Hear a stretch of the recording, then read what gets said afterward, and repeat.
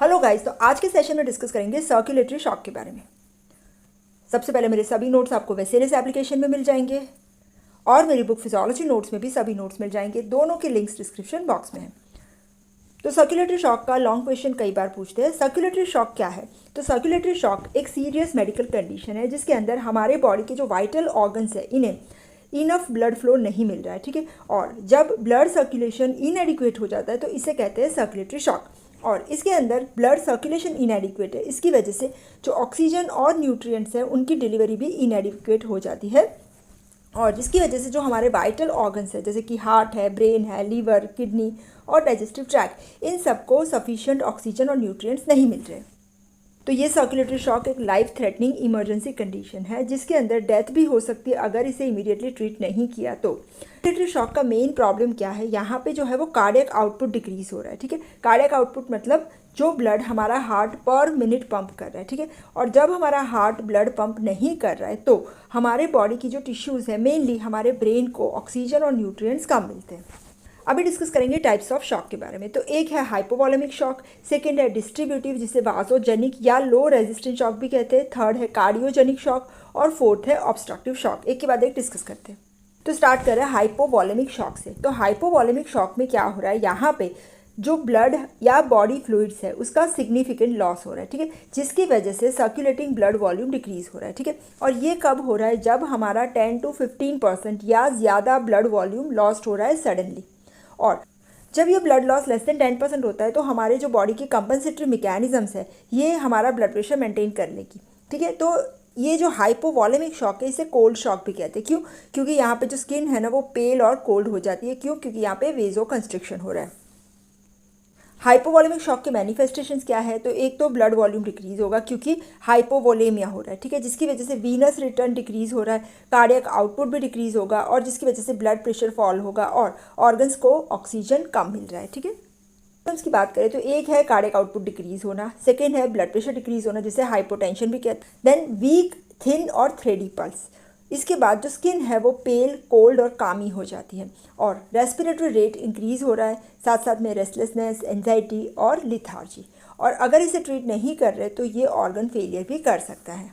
अभी कौन सी कंडीशंस है जिसमें हाइपोवॉलेमिक शॉक हो रहा है। एक है हेमरेज। तो हेमरेजिक शॉक इसमें क्या हो रहा है, कोई भी इंजरी है जिसकी वजह से बहुत ज़्यादा ब्लीडिंग हो रही है या कोई इंटरनल ब्लीडिंग है तो इसमें हेमरेज की वजह से जो शॉक होता है जिसे कहते हैं हेमरेजिक शॉक, इसमें भी वॉल्यूम कम हो जाता है। सेकंड है ट्रॉमा। ट्रॉमा की वजह से भी ब्लड लॉस हो सकता है। थर्ड है सर्जरी। सर्जरी में भी बहुत ज़्यादा ब्लड लॉस हो रहा है अगर तो भी हाइपोवॉलेमिक शॉक हो सकता है। बर्न्स में प्लाज्मा और फ्लूइड का लॉस है, ठीक है, इसकी वजह से शॉक हो सकता है। सीवियर डिहाइड्रेशन, यहाँ पे जो डिहाइड्रेशन है जैसे कि वॉमिटिंग, डायरिया या बहुत ज़्यादा स्वेटिंग है तो इसकी वजह से भी ब्लड वॉल्यूम डिक्रीज हो सकता है। इन सब कंडीशन में अर्ली कंडीशंस में अगर फ्लूइड रिप्लेस कर लिया और अगर ये कंडीशन को कंट्रोल कर लिया तो जो सीवियर शॉक में प्रोग्रेशन होना भी रिड्यूस कर सकते हैं। कैरेक्टरिस्टिक फीचर्स में जैसे हमने बता दिया, ब्लड प्रेशर डिक्रीज होगा, रैपिड थ्रेडी पल्स हो जाएगी, cold, pale and moist skin हो जाएगी, रैपिड शैलो ब्रीदिंग और बहुत ज़्यादा थर्स्ट होगी। में रेस्टलेसनेस, लिथार्जी, लैक्टिक एसिडोसिस जिसके अंदर मायोकार्डियम का डिप्रेशन हो रहा है, जो पेशेंट है उसको बहुत ज़्यादा वॉमिटिंग हो सकती है, जनरलाइज वेजो कंस्ट्रिक्शन भी हो सकता है और कैटेकोलामाइंस भी रिलीज हो सकते हैं, ठीक है। यहाँ पे जब सिम्पैथेटिक डिस्चार्ज बढ़ रहा है, ठीक है, तो कंपनसेटरी रिएक्शन होगा जिसकी वजह से रिफ्लेक्स वॉर्मिंग होगा और जिसकी वजह से सिम्पैथेटिक डिस्चार्ज डिक्रीज हो रहा है, ठीक है।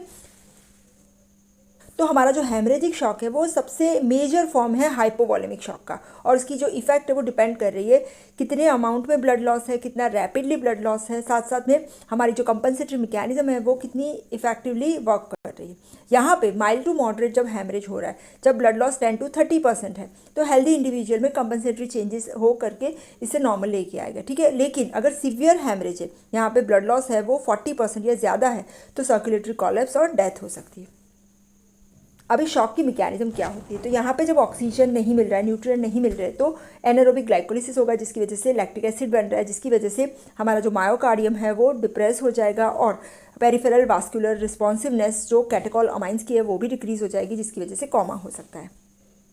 इस टाइप का शॉक है लो रेजिस्टेंस या जिसे डिस्ट्रीब्यूटिव शॉक या वासोजेनिक शॉक भी कहते हैं। तो यहाँ पे क्या होता है, जो न्यूरल रिफ्लेक्सेस है या कोई टॉक्सिक सब्सटेंसेस है जो बहुत ज़्यादा वेजो डायलेटेशन कर देते हैं, जिसकी वजह से जो हमारे कैपेसिटेंस वेसल्स है उनका साइज़ बढ़ जाता है और जिसकी वजह से वास्कुलर कैपेसिटी बढ़ जाती है, जिसकी वजह से कार्डियक आउटपुट जो है वो कम पड़ता है, जबकि नॉर्मल ब्लड वॉल्यूम होने के बावजूद भी कार्डियक आउटपुट कम हो सकता है। ठीक है, तो यहाँ पे जो शॉक है, यहाँ पे ब्लड वॉल्यूम नॉर्मल रहेगा, मतलब ब्लड वॉल्यूम कम नहीं हो रहा है, लेकिन फिर भी शॉक जैसी कंडीशन है, तो यहाँ पे जो एक्सट्रीमिटीज़ है वो कोल्ड नहीं होती, तो इसी की वजह से इसे वार्म शॉक भी कहते हैं।